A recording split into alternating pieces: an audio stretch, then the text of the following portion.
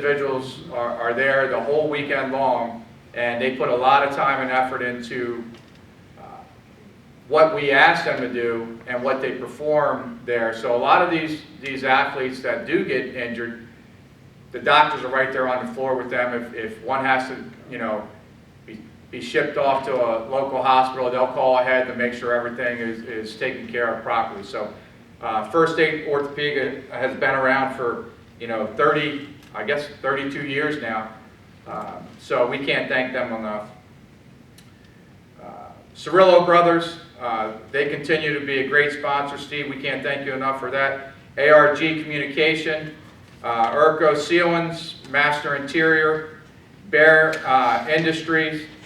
This year we have two new ones, Delaware Army and Air National Guard. They came on board. They wanted to be a part of this organization. So they are two of our sponsors this year. They just came on board this year, so we can't thank them enough. I retired from the Air National Guard a few years ago. I did 28 years there and 5 years with the Marines. So I'm going to try to get some more money out of them. They want to be a little stingy on the air side this year, so I'm going to try to get a little bit more money out of them next year. Nickel Electric, Sobieski Mechanical, Bing's Bakery, City Towing, Aaron Westcott and Neil Turner, they're going to be our head trainers. They've been around for 25 years now. So they'll be our head trainers, and they actually got a crew of trainers that will be working with them throughout the whole tournament. So we can't thank them enough.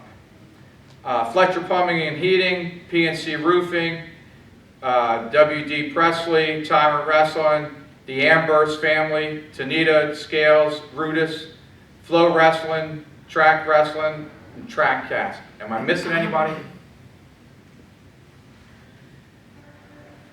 I can tell you right now, this tournament would not be here without those sponsors.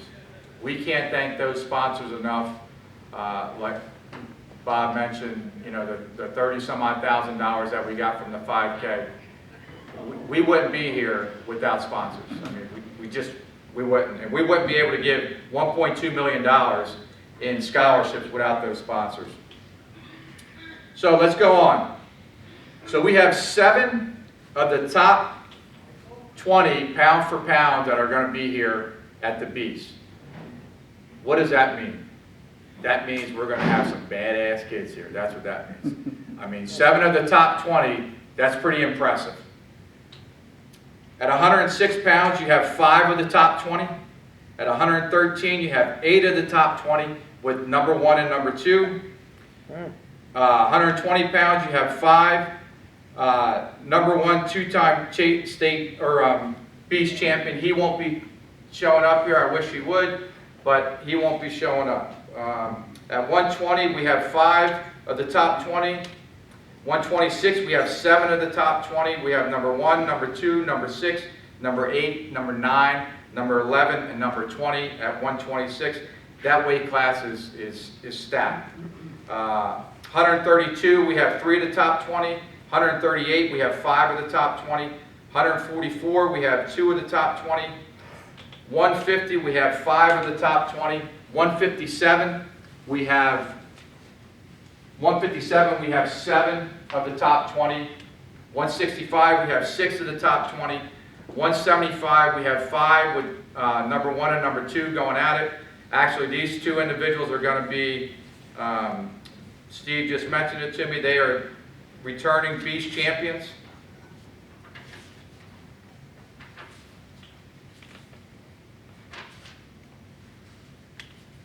So you're going to have St. Joe's Regional and Blair Academy. And one of those Beast champions from Blair, he was our outstanding wrestler last year. So that's going to be an interesting weight class.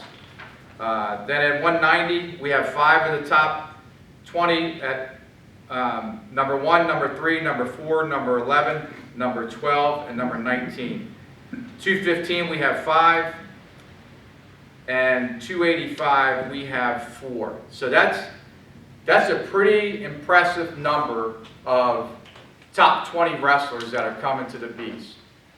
I can tell you, over the years, I'm sure there's probably been more, but number one and number two in the country coming here, and previous Beast champions are going to be meeting up against one another. I'm quite sure they're going to meet up in the finals. That's going to be an unbelievable match. So let's go on to states. So this year, and Steve, you're the statistician, this year is probably the most Delaware teams that we've ever had at the Beast. I went back and looked to try to see if I'm correct. Well, we have 18 Delaware teams that are going to be showing up at the Beast. That's a pretty incredible number.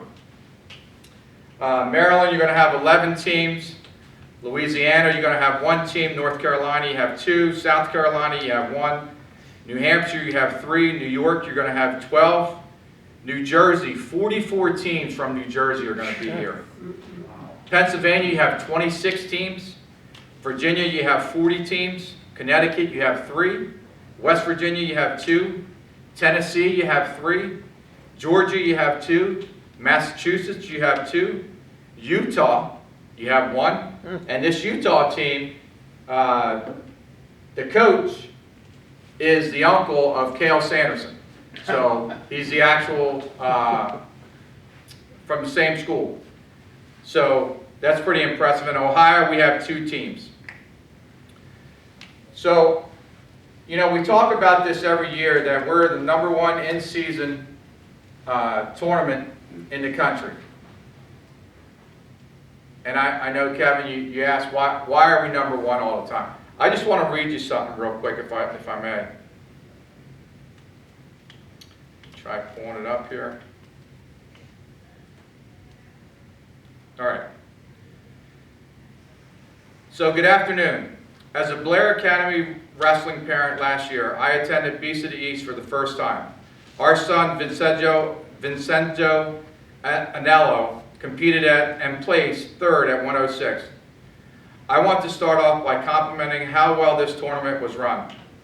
He was given ample time in between matches and completed competing on day 1 of the tournament at very satisfactory time, which allowed him to be in his best shape for day 2. The entire experience exceeded my expectations in so many ways, starting with the opening ceremony and led all the way through the medal rounds. I really enjoyed the commentating of scores and particular mat numbers and the convenience of watching the mats with a great view. Having the bout numbers with the wrestler's name in the Jumbotron made it very simple to know when your son was up. As you know, Blair Academy wrestles a very tough schedule, which includes Ironman, Beast of the East, Journeyman Classic, National Preps, Sam Cali, etc. I have to say, Beast of the East, by far, was my favorite to attend. The competition level of all the athletes was very impressive. I can also tell you that the conclusion of our son's freshman year last year, it was our son's favorite event he competed in. Your venue blows everyone else out of the water. Continue doing what you're doing. I truly enjoy every minute, and I'm looking forward to next year's Beast of the East. Thank you for all that you do with the unique, great family experience. Respectfully, Vince and Aaron Anello from Blair Academy. You know, to get something back like that from a powerhouse like Blair Academy, we've had Blair Academy for 31 out of the 32 years, that speaks volume. You know, here's a kid at a level, an elite level, and the parent is reaching out to us, is telling us how well our tournament is going. I mean, that's why we're #1. Besides everything else, the experience that these kids are getting, not just the Delaware kids, but the kids from all around the country, is just unbelievable. Am I missing anything? Anybody have any questions? Kevin, I know you have some. I'll hit you up afterward. That's all I have. It's going to be a great weekend. I can't wait. Tickets, talk about tickets. It sold out last year. Yeah, so last year it sold out Saturday and Sunday. This year, I just went on the website. I didn't ask for the number, but it said very few left for Saturday and Sunday, so I'm quite sure it's going to sell out. What's a sellout, 3,000? Is 3,000 a sellout? Probably right around there. Yeah, right around 3,000. So Saturday and Sunday, I'm quite sure it's going to be sold out. Right now is the most wrestlers that we've ever had. We're at 1,013 right now. We're waiting for 15 more teams to register. They have up until tomorrow to register. I'm guessing we're probably going to be around 1,050 is my guess. And that would be the most in 32 years that we've ever had at the BCEs. Any questions? That's all I have. Thanks for your time. Good job, Lauren. Appreciate it.